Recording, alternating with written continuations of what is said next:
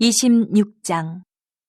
연병 후에 여호와께서 모세와 제사장 아론의 아들 엘르아살에게 말씀하여 이르시되 이스라엘 자손의 온 회중의 총수를 그들의 조상의 가문을 따라 조사하되 이스라엘 중에 20세 이상으로 능히 전쟁에 나갈 만한 모든 자를 계수하라 하시니 모세와 제사장 엘르아살이 여리고 맞은편 요단가 모압 평지에서 그들에게 전하여 이르되 여호와께서 애굽 땅에서 나온 모세와 이스라엘 자손에게 명령하신 대로 너희는 20세 이상 된 자를 계수하라 하니라.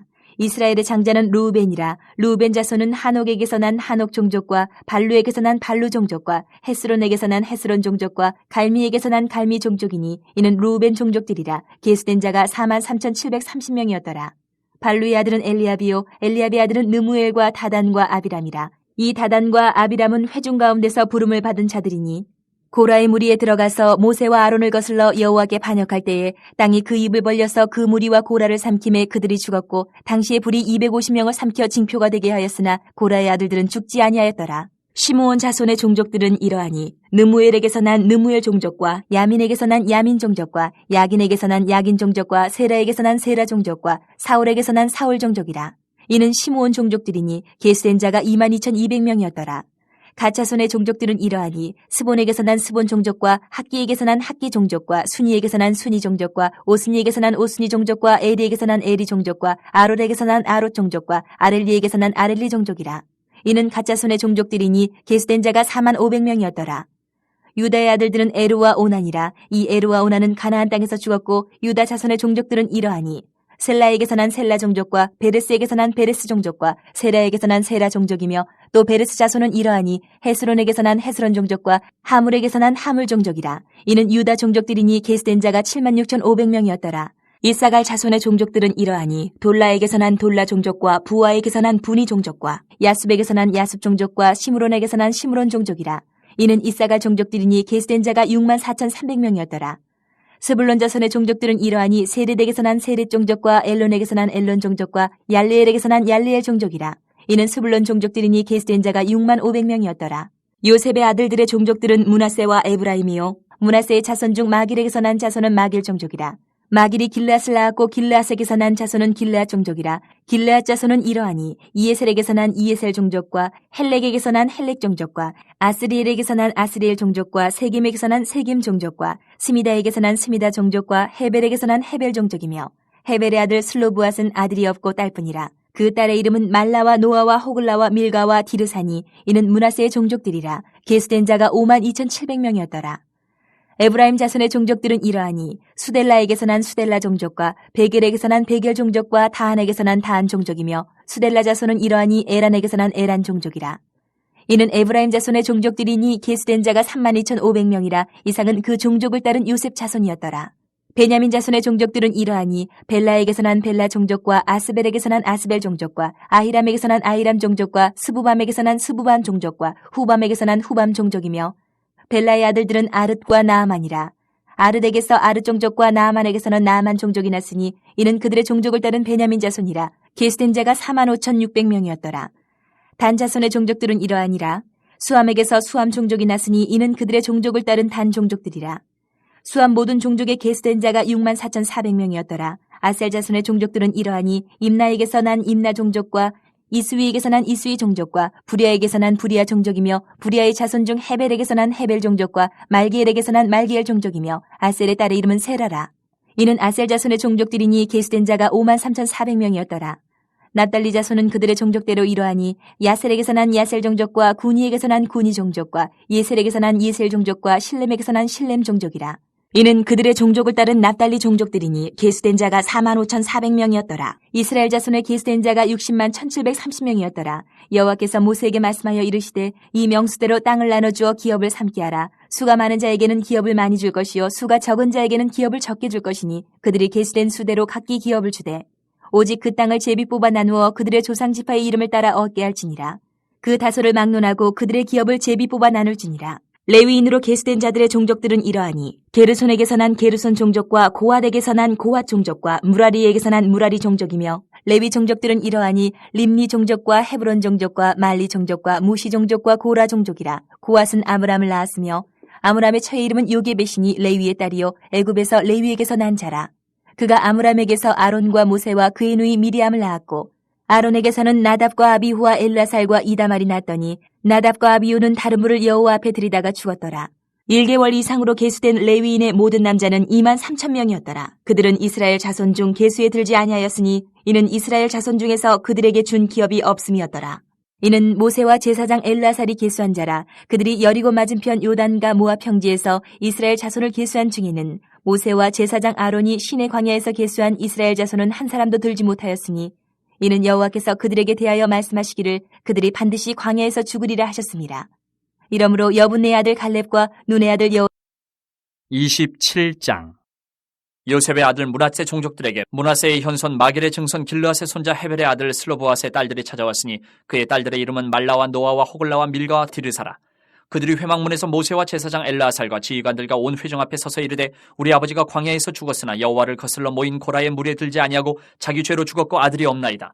어찌하여 아들이 없다고 우리 아버지의 이름이 그의 종족 중에서 삭제되리이까? 우리 아버지의 형제 중에서 우리에게 기업을 주소서 하매 모세가 그 사연을 여호와께 아뢰니라. 여호와께서 모세에게 말씀하여 이르시되 슬로보와 딸들의 말이 옳으니 너는 반드시 그들의 아버지의 형제 중에서 그들에게 기업을 주어 받게 하되 그들의 아버지의 기업을 그들에게 돌릴지니라. 너는 이스라엘 자손에게 말하여 이르기를 사람이 죽고 아들이 없으면 그의 기업을 그의 딸들에게 돌릴 것이요 딸도 없으면 그의 기업을 그의 형제에게 줄 것이요 형제도 없으면 그의 기업을 그의 아버지의 형제에게 줄 것이요 그의 아버지의 형제도 없으면 그의 기업을 가장 가까운 친족에게 주어 받게 할지니라 하고 나 여호와가 너 모세에게 명령한 대로 이스라엘 자손에게 판결의 규례가 되게 할지니라. 여호와께서 모세에게 이르시되 너는 이 아바림 산에 올라가서 내가 이스라엘 자손에게 준 땅을 바라보라.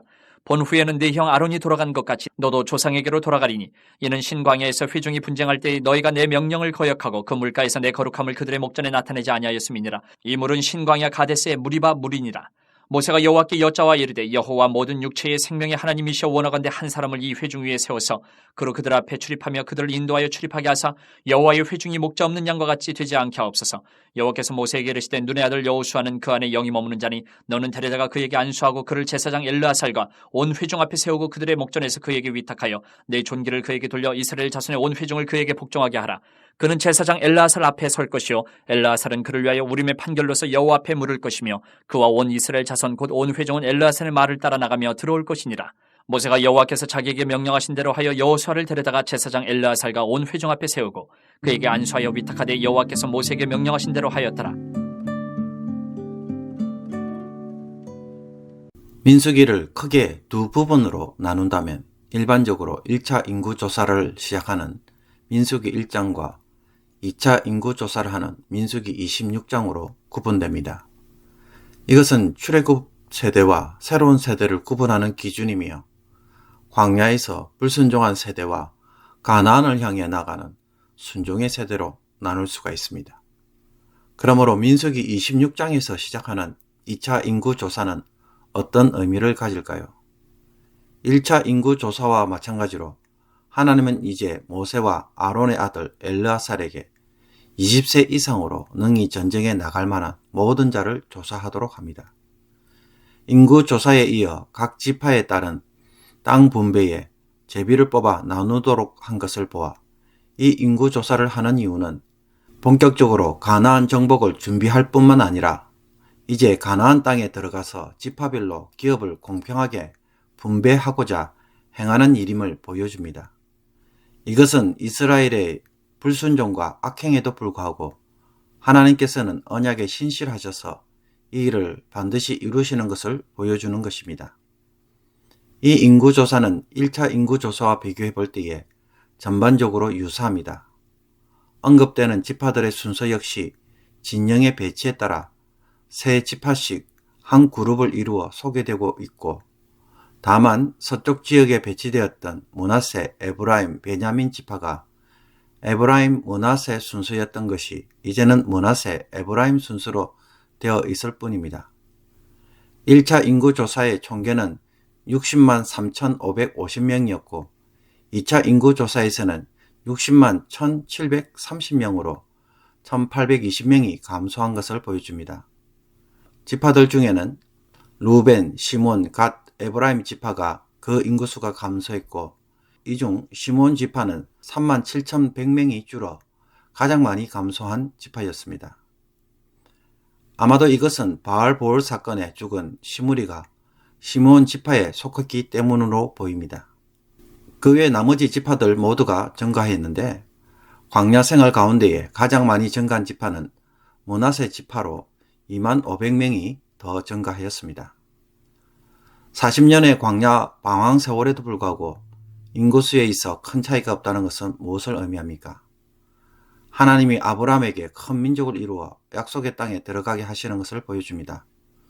또한 이것은 낮에 뜨거운 햇빛과 밤의 추위, 먹을 것과 마실 것이 부족하고 적들의 침입에 취약한 광야 생활에서 이스라엘이 어떻게 하나님의 은혜와 도우심으로 살아왔는지를 보여주는 것이기도 합니다. 2차 인구조사 뒤에 하나님은 가나안 땅에 들어가서 땅을 어떻게 지파별로 나눌지를 알려주십니다. 그 분배의 원칙은 제비를 뽑아서 가장 많은 지파가 더 많은 땅을 받게 하며 인구의 다수를 막론하고 제비로 분배하도록 하는 것이었습니다. 이것은 전적으로 하나님께서 각 지파들에게 공평하게 나누어 주실 것을 알고 순종하는 일이었습니다. 1차 인구조사와 같이 레위 지파는 별도로 조사되었습니다. 1장에서는 가문별로 조사를 했으나 여기서는 1개월 이상 된 남자의 총계만 간략하게 보고하고 있습니다. 레위 지파의 총 인구수는 23,000명이었습니다. 이는 1차 인구수와 비교할 때에 727명이 증가한 숫자였습니다. 이상의 인구조사를 마무리하면서 언급하는 것이 있습니다. 그것은 출애굽 1세대는 가데스에서 행한 이스라엘의 불순종과 불순종에 대한 심판으로 아무도 들어가지 못하고 광야에서 다 죽었다는 것입니다. 그래서 오직 약속의 땅에 들어갈 수 있는 사람은 갈렙과 여호수아 뿐이었다고 말합니다. 이렇게 인구조사를 하고 지파별 땅을 분배하는 원칙이 마련된 후에 한 가지 문제가 발생했습니다. 그것은 상속할 남자가 없는 집안의 경우 딸들이 상속받을 수 있는지 그 여부를 알려달라는 것이었습니다. 솔로보앗은 요셉 가문의 므낫세 지파에 속한 자로 하나님께 반역하여 죽은 고라의 무리와 달리 자기 죄로 죽었고 아들이 없이 딸만 있었습니다. 그러므로 하나님의 심판을 받아 집안이 멸족되면 모든 토지를 빼앗기는 경우가 아니었기에 딸들도 토지를 상속받게 해달라는 것이었습니다.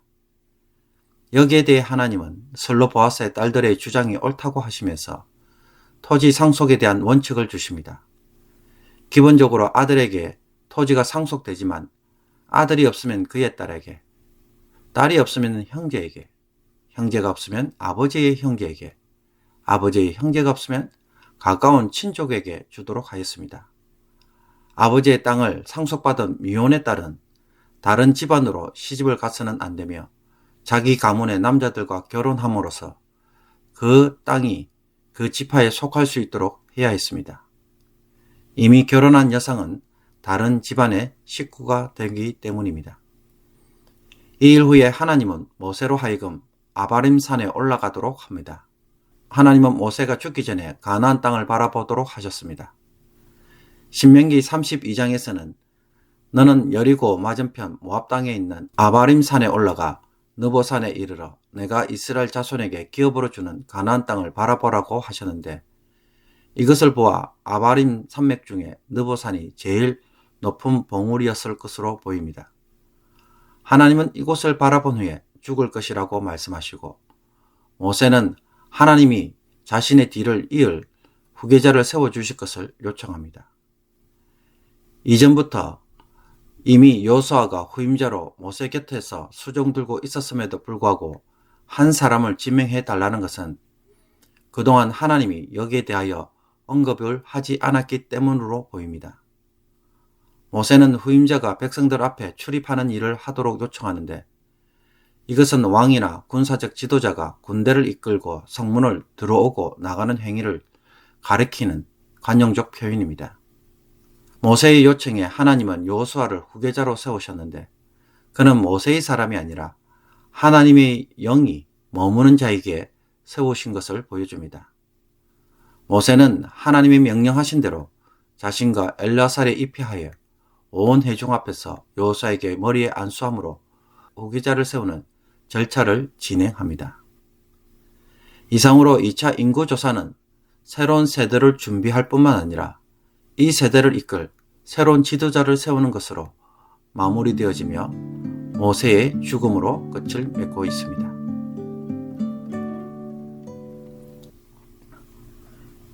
오늘 묵상 본문은 민수기 26장 1절에서 14절까지의 말씀입니다. 민수기 26장 1절을 보면 연병회라는 말로 시작하고 있습니다. 이 연병이 무엇입니까? 이스라엘 백성들이 모압 땅에 들어오자 모압 왕 발락이 불안해졌습니다. 이스라엘이 모압 주변에 있던 아모리 족속을 한순간에 정복하는 것을 보고는 두려움에 빠졌습니다. 싸우는 것으로는 도저히 이길 것 같지 않아 발락이라고 하는 당대의 유명한 점순가요 연자를 불러와서 저주를 내려줄 것을 부탁합니다. 그러나 하나님은 발람이 그 어떤 저주도 하지 못하도록 막으셨습니다. 그러자 모압 왕과 발람이 악한 꾀를 냅니다. 어떤 꾀일까요? 모압이 섬기는 제사에서 행해지는 모압 여인들의 음란한 행위에 유혹하여 그들이 믿는 신 바알보올을 숭배하도록 하였습니다. 저주가 아닌 제약을 통해 스스로 망하도록 만든 것입니다. 민수기 31장 16절에 보면 보라, 이들이 발람의 꾀를 따라 이스라엘 자손을 보올의 사건에서 요 앞에 범죄하게 하여 여호와의 회중 가운데 연병이 일어나게 하였느니라. 이 바알보올 사건으로 전염병이 일어나게 되고 이 전염병으로 죽은 사람이 24,000명입니다. 이스라엘이 바알보올에 가담한지라고 말하고 있는데 여기서 가담하다는 말은 그냥 한번 유혹받아서 참여했다는 말이 아닙니다. 가담하다라는 이 히브리어는 강한 결속을 뜻하는 말로서 모압과의 종교적 언약을 맺었다는 것을 암시합니다. 이것은 하나님과 이스라엘 사이에 맺은 언약을 깨트리는 행위입니다. 출애굽기 34장에서도 가나안 땅에 들어가기 전에 하나님이 미리 신신당부하면서 하지 말라고 엄히 명령했던 바가 바로 이것입니다. 그런데도 이런 죄악을 저질렀습니다. 하나님이 과연 이런 백성들을 가나안 땅으로 데려갈 수 있을까요? 결혼식을 앞둔 사랑하는 남자가 다른 여자와 바람 피우는 것을 보고도 여러분 계속 결혼식을 준비할 수 있을까요? 그런데 여기서 우리가 발견하는 것이 무엇입니까? 하나님의 진노로 전염병이 이스라엘 진영에 있었음에도 불구하고 하나님은 2차 인구 조사를 합니다. 왜 하십니까? 가나안 땅으로 들어가기 위해 군대를 조직하는 것입니다. 그리고 가나안 땅을 각 지파별로 제비 뽑아 인구수대로 분배하겠다고 말합니다. 이스라엘의 불성실함에도 불구하고 하나님은 언약에 대한 자신의 신실함으로 이 일을 계속 진행시키고 있는 것을 보여줍니다. 만약 하나님이 이 언약에 신실하지 않으신다면 어떤 일이 일어납니까? 언약은 당연히 깨어지고 이스라엘은 그 자리에서 모두 심판으로 죽을 수밖에 없습니다. 하나님의 신실함이 이스라엘 백성들로 하여금 다시 한번 소망을 품게 해주시는 것입니다. 또 이렇게 군대를 만들기 위해 싸울 만한 남자들을 조사한 결과 어떻게 되었습니까? 40년 동안 그 힘든 광야 생활을 했음에도 불구하고 이스라엘의 인구수에는 거의 변동이 없었습니다. 하나님이 보호하시지 않았다면 있을 수 없는 일입니다. 그러므로 이스라엘의 현재의 삶은 무엇에 근거한 것입니까? 이스라엘이 아닌 언약에 대한 하나님의 신실함으로 세워진 것입니다. 하나님이 이스라엘만 보았다면 당장 모든 것을 그만두었을 것입니다. 그러나 언약에 대한 신실함으로 인해 이스라엘은 다시 가나안 땅에 들어갈 수 있는 제2의 기회를 가지게 된 것입니다. 그러므로 이스라엘에게도 정말 요구되는 것이 무엇입니까? 신실함입니다. 하나님과 언약에 대한 신실함이 그 어떤 것보다도 가장 절박하게 요구됩니다. 이 세상에 사는 동안에 서로의 관계를 꽉 묶어주는 것이 있다면 그것이 무엇이라고 생각하십니까? 언제 어떤 상황에서도 서로에게 신실함을 보여줄 때에 그것이 관계를 묶어줍니다. 직장에서나 가정에서 정말 제일 귀한 사람은 한결같이 성실한 사람입니다. 맡은 자리에서 자신의 위치와 책임을 지키는 사람이 제일 믿음직한 사람입니다. 그래서 신실함에 비슷한 말이 무엇입니까? 믿음직하다, 든든하다는 말입니다. 약속 시간을 쉽게 깨트리는 사람, 일상의 의무를 가볍게 여기고 다른 사람에게 떠맡기는 습관이 혹 나에게 없습니까? 정말 저 사람은 믿어도 돼. 저 사람에게 맡기면 일은 확실해. 이런 말을 우리가 듣고 있습니까? 아니면은 왠지 저 사람에게 맡기면은 불안해. 다시 한번 점검해 봐야 돼. 혹 이런 말을 듣고 있는 일들은 없습니까? 오늘 이 말씀을 묵상하면서 어쩌면 우리 모두는 대체로 성실하고 믿음직한 사람일 수 있겠지만 혹 아직도 그렇지 못하여 아주 사소하지만은 마찰을 일으키거나 혹은 분노나 분쟁을 일으키는 부분은 없는지 성령의 도전하시는 음성을 들을 수 있기를 원합니다. 물건을 쓰고 늘 같은 자리에 두어야 하는데 아무렇게나 두어서 가족 간에 분노를 만들거나 혹은 동료들을 불편하게 만드는 일을 나도 모르게 하고 있지 않는지 살펴볼 수 있기를 원합니다. 성령께서 변화하라고 요구하는 그 부분에 오늘 이 말씀을 통하여 순종함으로 새로운 모습으로 살아갈 수 있기를 주님의 이름으로 축복합니다. 기도드리겠습니다. 우리와 맺은 언약에 항상 신실하시고 또 반드시 끝까지 이루시는 하나님을 찬양하고 감사를 드립니다. 하나님의 성실하심을 우리가 다시금 바라보고 배우게 하시며 하나님의 성품을 담는 자가 되게 하여 주옵소서. 신실하지 못함으로 하나님 앞에서 막 살아가는 모습은 없는지, 신실하지 못함으로 내 주변 사람들의 마음을 불편하게 만드는 것은 없는지 오늘 회개하고 돌이킬 수 있기를 원합니다. 작은 것에서부터 순종을 통해 변화를 경험하는 자가 되게 하여 주옵소서. 오늘도 한날을 살아가는 생명을 주셨사오니 하나님을 위해 살아가게 해주시고 성령께서 우리의 마음을 주장하여 주옵소서. 코로나 바이러스로 아파하는 이들과 수술과 질병으로 고통하는 이들에게 찾아가 주셔서 낙심하는 마음을 위로하여 주시며 병으로 두려워하는 마음이 아니라 하나님을 두려워하는 마음으로 살게 하여 주시고 하나님을 더욱더 의지할 때에 하나님께서 고통과 질병에서 자유하시는 은혜로 응답하여 주옵소서. 하나님의 사랑을 오늘도 꼭 체험할 수 있도록 역사하여 주옵소서.